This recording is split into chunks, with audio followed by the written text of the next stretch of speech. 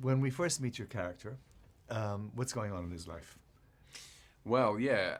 When we first meet Ford, we really don't know what his intentions are. He seems to have some ability for empathy, but he also seems to be someone with a temper, someone with a dark side to him, and also someone who's built up a lot of walls. So you don't really know him. He seems quite mysterious, and that's what really interested me about the character, because he has reasons to be that way. You know, he essentially had an abusive father. He also can't. He doesn't believe in the system. He feels untrustworthy of this social structure that he lives in. And then through the course of the movie, he begins to trust again because he falls in love with Shay's character Triss, and then you slowly start seeing that he's a good person and he's a warm person, but he's just damaged, and he's actually someone who's motivated by strength and morality. This structure that we have here, that's how close is it to fascism, or is it just another form of fascism? Well, it's an interesting. I mean, I think there's definitely fascism there. There's also, I mean, there's kind of a lot of parallels, isn't there? There's also a semi-Soviet bloc comparison. I mean, you're right in the sense that Janine, to me, she's very, Gestapo, Aryan efficiency. And she's forcing a certain will upon the others. So there are those kind of fascist elements, and there's also essentially the culling of the Divergence, however you want to call it, is a genocide in many ways. So there are those parallels. But then there's also some interesting questions about the future and how we deal with the future. Because you think about the faction system, and you think, would it work?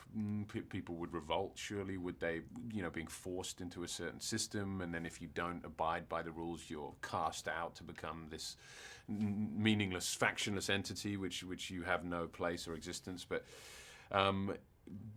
in a way, I guess in my mind, I had to settle it that this society has gone through such a big war, something so cataclysmic to the human race, that they've had to force themselves into some kind of social structure that they think will help them survive. But obviously, as the story goes on, we know that it's a completely flawed concept and starts to kind of dissolve. One element I really liked was the one where they shoot you up, and then you go into these hallucinations. Can you comment on that, and how that is used cinematically for this story? Yeah, I love that concept. Not only visually, there's that concept of a dreamscape where everything is real, but it's unreal at the same time. Everything is possible, but nothing is possible. And then there's kind of interesting questions about being conscious within your own unconsciousness, which is kind of an interesting idea. But it's also a way to explore people's minds. You are exploring visually and firsthand people's deepest fears, which is kind of cool. This is also a love story. Can you comment on that?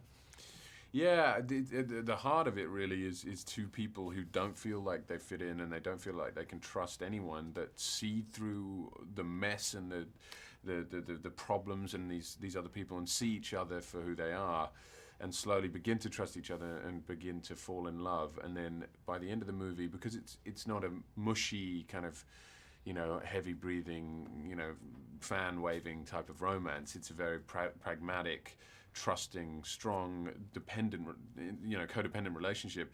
By the end, they're not only together, but they're a genuine kind of partnership, which is kind of interesting because you don't see that much, especially in kind of younger films. We're all aware that there's a second film coming, at least a second one. Is it a sequel? What's the relationship with the second one? Yeah, it's a direct sequel. It happens kind of 20 minutes after the first film ends.